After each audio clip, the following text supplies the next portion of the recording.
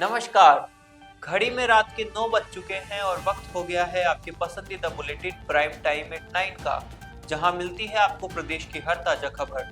आप देख रहे हैं बीबीसी राजस्थान और मैं हूं आपके साथ निखिल। चलिए शुरुआत करते हैं आज की सबसे अहम खबरों के साथ। डालते हैं एक नजर आज की सुर्खियों पर। राजसमंद में एसीबी ने की ट्रैप की कार्रवाई। भू अभिलेखक निरीक्षक 7 लाख की रिश्वत लेते पकड़ा। नक्शा शुद्धिकरण के लिए मांगी थी 10 लाख की रिश्वत। उदयपुर में कटा हुआ गोवंश मिलने से तनाव। सुंदरवास क्षेत्र की है घटना, लोगों ने रोड किया जाम। रतलाम में सिंधी समाज का जोरदार विरोध प्रदर्शन। भगवान झूलेलाल व सिंधी समाज को लेकर अभद्र टिप्पणी पर जताया आक्रोश। रतलाम में बिरसा मुंडा नाम की त्रुटि पर घमासान। आदिवासी समाज का विरोध प्रदर्शन, लिपिक निलंबित। मौसियों ने ही मिलकर कर दी 16 दिन के भांजे की क्रूरता से हत्या। जोधपुर कमिश्नरेट के एयरफोर्स थाना क्षेत्र का मामला। अंधविश्वास, बलि या झगड़े में हत्या, पुलिस कर रही जांच। रतलाम के बाजना में बिरसा मुंडी जयंती समारोह का हुआ आयोजन। 18 करोड़ से बने आदिवासी छात्रावास को मंत्री ने किया लोकार्पित। राज्यपाल बागड़े का बीकानेर में संदेश, भारत दुनिया की चौथी सबसे बड़ी अर्थव्यवस्था बना। कुशलगढ़ में भगवान बिरसा मुंडी की जयंती धूमधाम से मनाई गई। युवाओं को नशा मुक्ति और समाज सुधार का संकल्प दिलाया। देवगढ़ में पंच पटेलों ने निकाला अवैध फरमान। सेवानिवृत्त बुजुर्ग के परिवार का सामाजिक बहिष्कार। पीड़ित कन्हैया लाल ने प्रशासन से त्वरित कार्रवाई की मांग की। तो ये थी आज की बड़ी सुर्खियां। अब बढ़ते हैं खबरों की पूरी रिपोर्ट की ओर विस्तार से। राजसमंद में एसीबी ने बड़ी कार्रवाई करते हुए भू अभिलेखक निरीक्षक कमलेश चंद्र खटीक को 7 लाख रुपए की रिश्वत लेते रंगे हाथों गिरफ्तार किया है। आरोपी पैमाइश और नक्शा शुद्धिकरण के बदले परिवादी से 10 लाख रुपए की मांग कर रहा था। शिकायत पर एसीबी टीम ने ट्रैप की योजना बनाई। कार्रवाई के दौरान आरोपी ने 70,000 रुपए वास्तविक नोट और 6,30,000 रुपए डमी नोट मिलाकर कुल 7 लाख रुपए स्वीकार किए। अतिरिक्त पुलिस अधीक्षक हिम्मत चारण के नेतृत्व में ट्रैप सफलतापूर्वक संपन्न हुआ। एडीजी स्मिता श्रीवास्तव के सुपरविजन में पूछताछ और जांच जारी है। आरोपी के खिलाफ भ्रष्टाचार निवारण अधिनियम में मामला दर्ज किया गया है। एसीबी आगे की कानूनी कार्रवाई कर रही है। उदयपुर के सुंदरवास क्षेत्र में गत रात कटा हुआ गोवंश मिलने से माहौल तनावपूर्ण हो गया। घटना की खबर फैलते ही स्थानीय लोगों और भारतीय जनता युवा मोर्चा के पदाधिकारियों ने विरोध जताते हुए प्रतापनगर सुंदरवास मार्ग को जाम कर दिया। इससे दोनों ओर वाहनों की लंबी कतारें लग गई।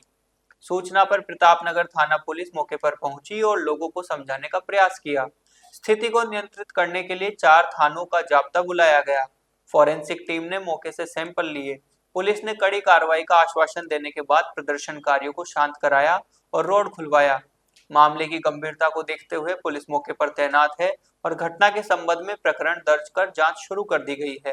रायपुर के छत्तीसगढ़िया क्रांति सेना के अमित बघेल द्वारा 26 अक्टूबर को भगवान झूलेलाल जी और सिंधी समाज के प्रति की गई अभद्र टिप्पणियों के खिलाफ रतलाम में जोरदार विरोध प्रदर्शन हुआ। सिंधी पंचायत रतलाम, सिंधु सेना और पूरे सिंधी समाज जानो दोबारा आक्रोश रैली निकाली गई। रैली सुबह 10 बजे सिंधी सनातन धर्म मंदिर न्यू रोड से शुरू होकर कलेक्ट्रेट पहुंचकर समाप्त हुई, जहां ज्ञापन सौंपा गया। फंवारा चौक महू रोड पर समाजजनों ने अमित बघेल का पुतला दहन कर प्रतीकात्मक रूप से विरोध दर्ज कराया। आज हमारे सिंधी समाज द्वारा एक आक्रोश रैली का आयोजन किया गया, क्योंकि छत्तीसगढ़ क्रांति पार्टी के एक नेता अमित बघेल द्वारा हमारे सिंधी समाज के इष्ट देव भगवान झूलेलाल जी के खिलाफ अभद्र टिप्पणी की और हमारे सिंधी समाज को पाकिस्तान कहकर अपमानित किया, जबकि सिंधी समाज देशभक्त है और अखंड भारत का हिस्सा पहले भी था और अब भी है। और इसके विरोध में पूरे भारत में विरोध प्रदर्शन हो रहा है। उसी की कड़ी में आज ये विरोध प्रदर्शन किया गया है। हमारी ये मांग है कि अमित बघेल को तुरंत गिरफ्तार किया जाए, फास्ट ट्रैक कोर्ट में उसकी कार्रवाई प्रारंभ की जाए और रतलाम में 0 नंबर पर एफआईआर दर्ज की जाए।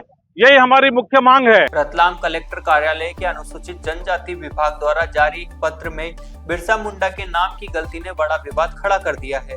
आदिवासी समाज ने इस गलती को गंभीर अपमान बताते हुए विभाग के खिलाफ जोरदार प्रदर्शन किया। समाज जन ने नारेबाजी की और गुस्से में विभाग का पुतला भी दहन किया। विवाद बढ़ता देख विभाग ने तत्काल कार्रवाई करते हुए पत्र तैयार करने वाले लिपिक को निलंबित कर दिया है और उससे स्पष्टीकरण मांगा गया है।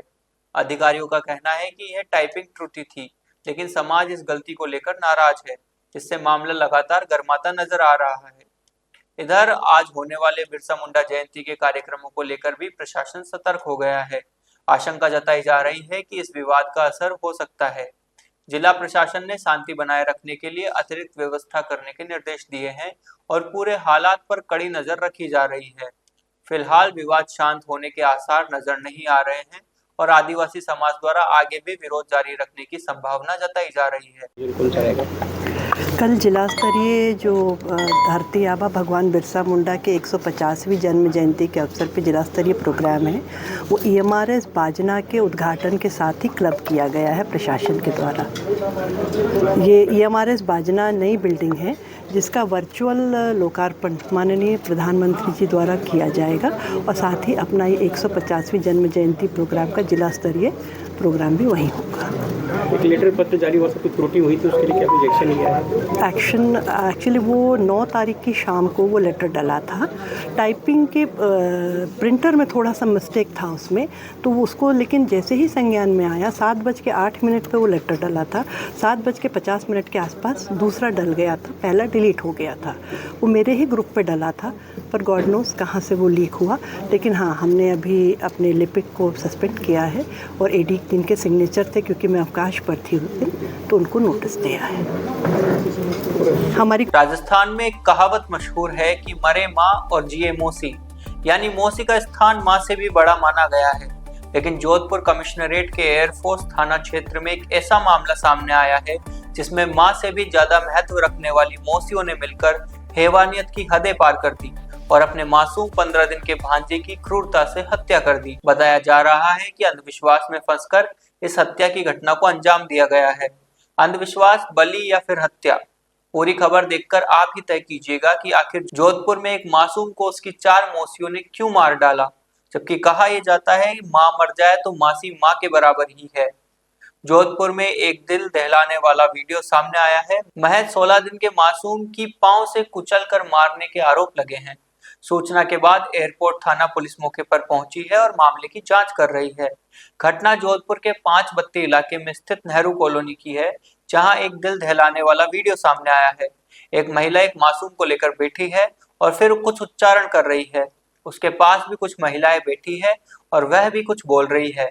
संभवतः वह भैरू का आह्वान कर रही है।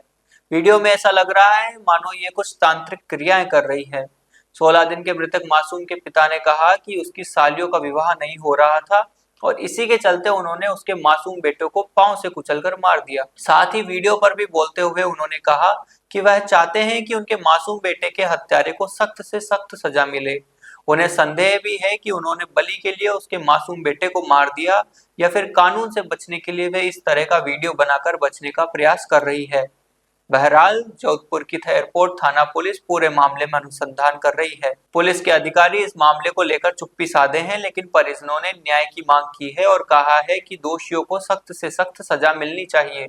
लड़कियों के बारे में ये 8-7 सालें हैं इस लड़के की, मेरे पूनाराम की 7 सालें हैं। शादी 2 की हुई है, एक तो पूनाराम की और एक इससे बड़ी वाली।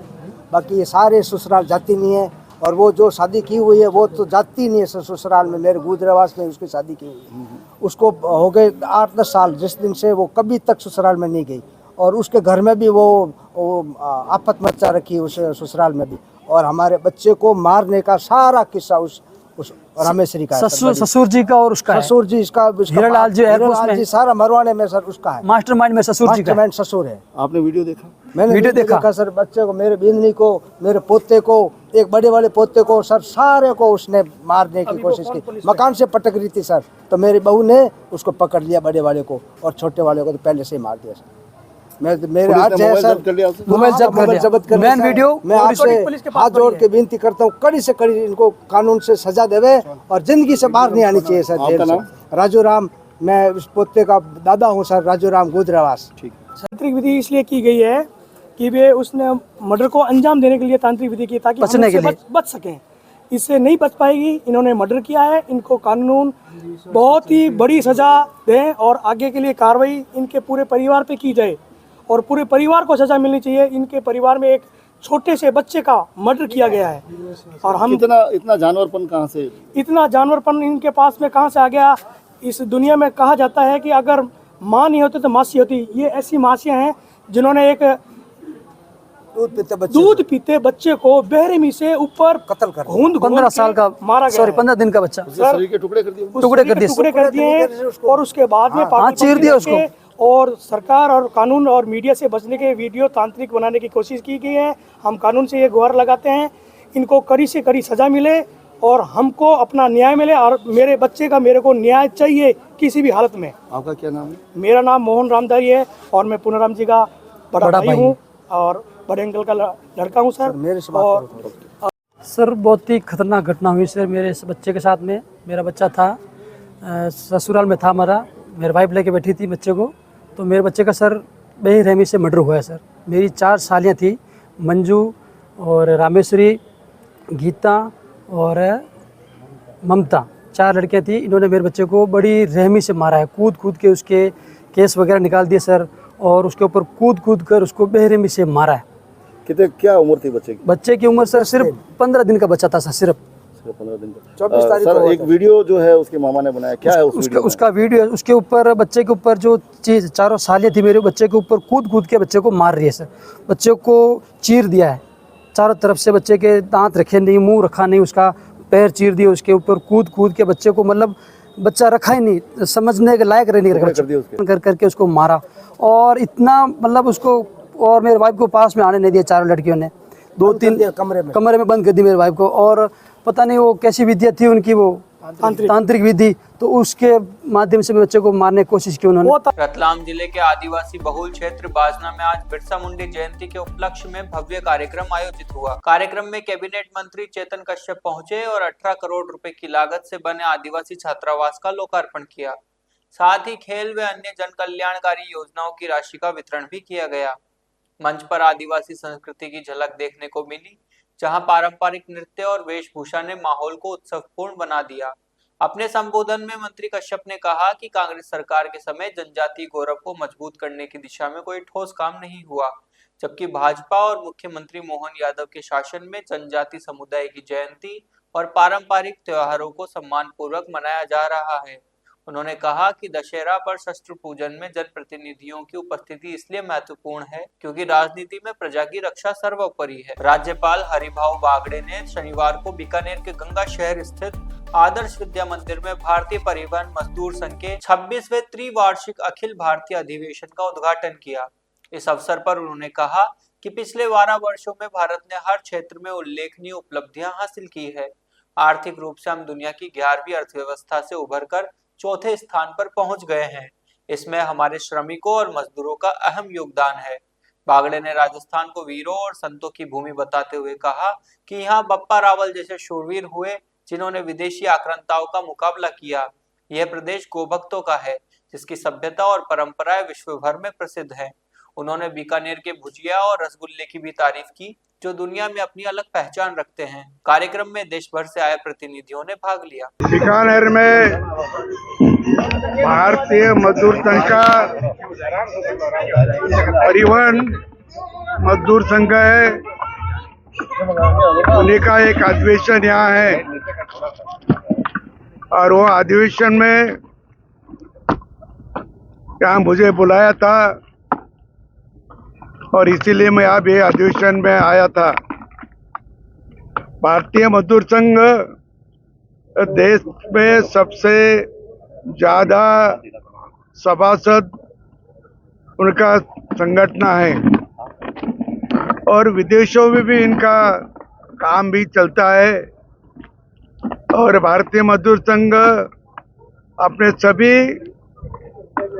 कामगारों को ये बोलते हैं कि आप अपने जहाँ आप काम करते हैं वहाँ अच्छा काम करें, ज़्यादा काम करें, ज़्यादा काम का ही पैसा लो और किसी फैक्ट्री का या किसी जहाँ रहते उसका नुकसान मत करो, ये भी सिखाते हैं। तो एक बड़ी अच्छी देशभक्ति की भावना से मजदूर संघ काम करता है और राष्ट्र प्रथम, ये भी उनकी सभी की भावना है और इसी से आप उसका काम बढ़ रहा है और तेजी से चलेगा। धन्यवाद। बीकानेर के चिकित्सा विभाग और आंगनवाड़ी में सेवाएं दे रही महिला आशा सहयोगी ने चुनाव ड्यूटी लगाने का विरोध जताया है। संजू बानो ने बताया कि हम फील्ड वर्क और महिला स्वास्थ्य कार्यकर्ता के रूप में पहले से ही भारी कामकाज संभाल रही है। अब हमें चुनाव आयोग में ड्यूटी के लिए आदेश मिला है, जो हमारे लिए संभव नहीं है। हमें कोई मानदेय भी नहीं दिया जाता। आशा सहयोगिनी का कहना है कि उनका जिम्मेदारियां पहले से ही अधिक है। ऐसे में चुनाव ड्यूटी से उन्हें राहत मिलनी चाहिए। उन्होंने प्रशासन से उचित निर्णय लेने की मांग की है। क्या मांग है, किस लिए धरने में बैठे हैं? हमें जो चिकित्सा विभाग में हैं और सारे फील्ड वर्कर्स हैं, महिला स्वास्थ्य कार्यकर्ता और आशा हैं, हमारे कल एक ऑर्डर आया है जिसके हिसाब से हमें मेडिकल डिपार्टमेंट से रिलीव करके चुनाव आयोग में लगा दिया गया है। जबकि हम पहले से ही है, हमारे आशा वर्कर, आंगनवाड़ी और हम सब BLO के सहयोग से ड्यूटी कर रहे थे, लेकिन हमारे खुद के डिपार्टमेंट में इतने प्रोग्राम चल रहे हैं। आए दिन हमसे जो है कई तरह की रिपोर्ट्स है, प्रोग्राम है। अभी पिंक पखवाड़ा चलाया जा रहा है, अभी 23 तारीख को पल्स पोलियो है। हम तो वैसे ही है, हमारे पास इतना सारा काम है। हमें अगर रिलीव करके वहाँ भेज देंगे तो हमारा कार्य है वो कौन करेगा। और उसके अलावा हमें किसी प्रकार का कोई भी मानदेय नहीं दिया जाता। और हमारे क्षेत्र में हम जनता को जानते भी हैं, उनसे जुड़े हुए हैं, तो कोई हेल्प भी कर सकते हैं। लेकिन हमें अब हमारे एरिया से हटा के और अन्यत्र जगह पे लगा दिया गया है। तो हम ये चाहते हैं कि हमें चिकित्सा विभाग में रखते हुए अगर कोई कार्य करवाया जा रहा है तो हम उसके लिए एग्री है, नहीं तो हम जो आज समस्त स्टाफ है वो यहाँ इकट्ठा हुए हैं और इसका विरोध कर रहे हैं। हमारे जो मुख्य चिकित्सा अधिकारी हैं उनको हमने ये फ़ोन के द्वारा सूचित किया, तो उन्होंने आश्वासन दिया है कि सोमवार को इसका निस्तारण करेंगे। लेकिन इससे पहले हम ये चाहते हैं कि इस ऑर्डर को वापस लिया जाए, और नहीं तो हम इसका विरोध करेंगे। नाम बताएं। Sajida Bano, RRL association. राजसमंद जिले के देवगढ़ थाना क्षेत्र में एक सेवानिवृत्त बुजुर्ग कन्हैया लाल रेगर और उनके परिवार को 72 खेड़ा रेगर समाज पंच पटलों की ओर से अवैध रूप से समाज से बहिष्कृत करने का गंभीर मामला सामने आया है। पीड़िता लीला कुमारी द्वारा दर्ज शिकायत के मुताबिक समाज के पदाधिकारियों ने बिना किसी कानूनी अधिकार के फरमान जारी कर पूरे परिवार पर सामाजिक प्रतिबंध थोप दिए। कन्हैया लाल रेगर, जो SBI बैंक से सेवानिवृत्ति के बाद अपने परिवार के साथ शांतिपूर्ण जीवन व्यतीत कर रहे थे, आज समाज के लोगों से दर बदर भटकने को मजबूर हैं। परिवार का कहना है कि उनका एकमात्र दोष इतना था कि उनकी बेटी के विवाह को लेकर विवाद उत्पन्न हो गया था, जिसका मामला अभी न्यायिक प्रक्रिया में है। इसी विवाद का हवाला देकर समाज के 5 पटेलों ने बैठक में परिवार को समाज से अलग करने का फरमान सुना दिया। आरोप है कि समाज के अध्यक्ष धर्मचंद्र ने भवन निर्माण की बैठक के बहाने बुलाई गई सभा में सबसे पहले पीड़िता का मामला उठाया और बिना किसी तथ्य जांच या सुनवाई के परिवार को सामाजिक रूप से प्रतिबंधित करने का निर्णय ले लिया। इसके बाद से परिवार को समाज में आने जाने, रिश्तेदारी निभाने, समारोह में भाग लेने और सामान्य सामाजिक संपर्क तक से रोक दिया गया है। पीड़िता का यह भी कहना है कि पुलिस द्वारा आवश्यक कानूनी प्रक्रिया पूरी करने और संबंधित लोगों को नोटिस भेजने के बावजूद उसका स्त्री धन, जिसमें नेकलेस, मंगलसूत्र, पाईजेब और अन्य जेवर, साथ ही दहेज तक का सामान अब तक वापस नहीं किया है। पीड़ित पक्ष का आरोप है कि धीमी कार्रवाई के कारण समाज पदाधिकारियों का मनोबल बढ़ा हुआ है। उधर समाज के 5 पटेलों ने कन्हैया लाल रेगर के दामाद को भी अलग समाज से बाहर कर दिया है। दामाद के घर में उसकी बेटियों की शादी तय है, जिसके कारण उसे और उसके परिवार को भारी सामाजिक अपमान व परेशानी का सामना करना पड़ रहा है। पीड़ित परिवार ने जिला प्रशासन और पुलिस से अवैध फतवा जारी करने वाले समाज पदाधिकारियों पर कड़ी कार्रवाई करने की मांग की है तथा जल्द से जल्द परिवार से किया गया सामाजिक बहिष्कार समाप्त करने की अपील की है। अब ये देखना महत्वपूर्ण होगा कि क्या कानून इस बुजुर्ग को न्याय दिला पाएगा या वे अपने ही समाज से दूर संघर्ष करते रहेंगे। वहीं इस मामले में समाज के 72 खेड़ा के अध्यक्ष का कहना है कि जिसकी मर्जी हो वह बुलाए और जिसकी मर्जी हो वह नहीं जाए। हुआ ये था कि है ना, मेरा मामला चल रहा है केस कोर्ट में, तो है ना हमें फैसला कराना था कोर्ट में, लेकिन समाज वालों ने मतलब बुला के बोला कि है ना, अगर तुम्हें हमारा फैसला मंजूर नहीं है तो तेरे पिताजी को समाज से बाहर कर देंगे। और ना तो मेरे को पूछा समाज में किसी ने, ना कुछ, और ऐसे ही बिना मंजूरी के ज़बरदस्ती साइन करवा दिए और हमें समाज से बाहर कर दिया गया। अब आप क्या चाहते हो? मैं यही चाहती हूँ कि है ना, तो अध्यक्ष को ये पता चले कि है ना, किसी को भी ऐसे समाज से बाहर नहीं कर सके और ना आगे करेंगे। समाज में किस तरह से बाहर आपको मतलब हुक्का पानी बंद करवा दिया, कहीं आ नहीं जा सकते, शादी ब्याह में नहीं जा सकते, किसी के घर उठना बैठना नहीं कर सकते, ऐसा बाहर कर दिया। आपके जियाजी को भी किया? मेरे जियाजी को भी समाज से बाहर कर दिया, क्योंकि वो हमारे साथ आए थे, बस उन्होंने कुछ बोला नहीं था, फिर भी हमें समाज से बाहर कर दिया, उनको भी कर दिया। कन्हैया लाल रेगर। क्या हुआ? मेरे बच्चे की शादी करवा रखी तो कुछ समाज के ठेकेदारों ने मतलब शादी को बिखेर दिया, और मेरे जबकि मेरा कोर्ट में केस चल रहा था, उसके अलावा मेरे को समाज की मीटिंग में तो मेरे को समाज से बहिष्कृत कर दिया।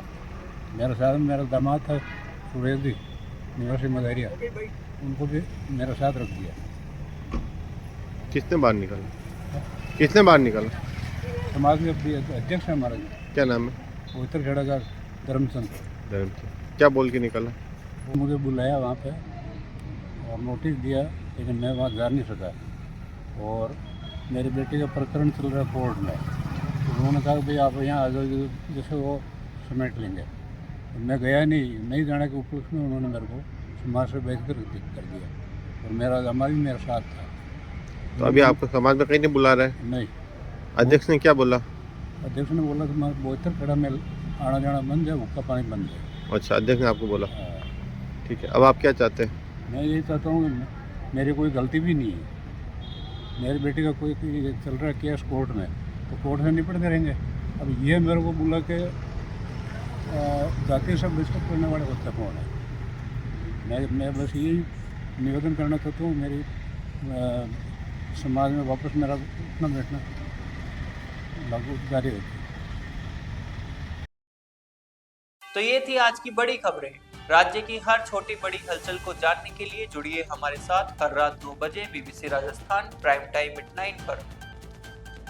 अगर आप भी अपने क्षेत्र, संस्था, समाज या संगठन की खबरें हमारे साथ साझा करना चाहते हैं तो हमसे संपर्क करें 9414102499 पर, और राजस्थान की हर ताजा जानकारी के लिए फॉलो करें और सब्सक्राइब करें हमारे इंस्टाग्राम और YouTube चैनल BBC राजस्थान को।